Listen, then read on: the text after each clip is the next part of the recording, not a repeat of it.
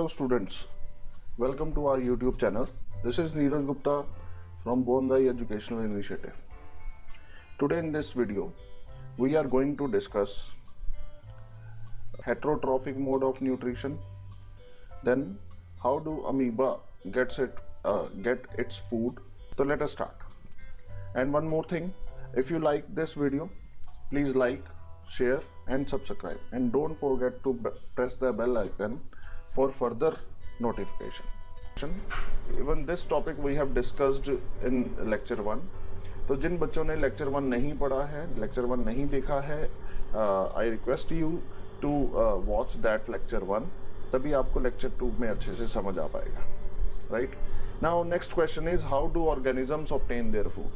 See, in this nutrition topic, we will compare two things. One, an organism with one cell only. It is a unicellular organism. How unicellular organisms obtain their food? एक तो हम इस बारे में पढ़ेंगे, और एक हम पढ़ेंगे जो complex organism है, that is human being. तो how they obtain their food? पहले हम डिस्कस कर लेते हैं अमीबा का केस. अमीबा में क्या होता है? Amoeba, we all know it is a unicellular organism. एक ही सेल है और there is something special about this cell that it can exist individually. तो इसको खाना भी खाना है, इसको एक्सक्रीशन भी करना है, जो कुछ भी करना है एक ही सेल को करना है. इसके पास मल्टीपल ऑर्गन्स नहीं होते. तो जब इसके सरफेस के पास फूड पार्टिकल आता है तो ये फॉल्स फीट बनाता है, जिसको हम सूडोपोडिया बोलते हैं. सूडोपोडिया से क्या होता है, ये खाने के लिए ग्रिप बनाता है. अब जब खाना इसके अंदर आ जाएगा, सूडोपोडिया के थ्रू खाना इसके अंदर आ जाएगा. खाना जब अंदर आ जाएगा तो ये खाने को डाइजेस्ट करेगा. खाने को डाइजेस्ट करने के बाद असिमिलेट करेगा खाने को, डाइजेस्टेड फूड को अपने डिफरेंट पार्ट्स यानी कि सेल के अंदर थ्रू आउट स्प्रेड करेगा.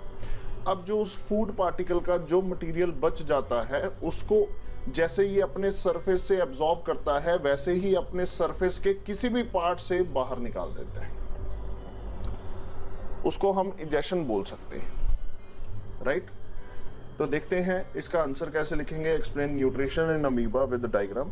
तो amoeba takes in food using temporary finger like projections of the cell surface which fuse over the food particles forming a food vacuole. Inside the food vacuole, complex substances are broken down into simpler ones which then diffuse into cytoplasm.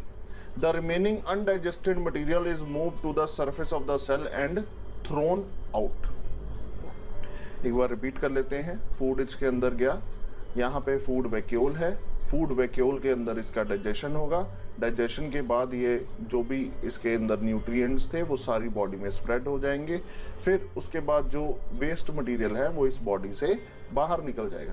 There is no particular direction by which the food particle will enter amoeba's body, and there is no particular direction or a part from which this waste food particle will be ejected out of the body.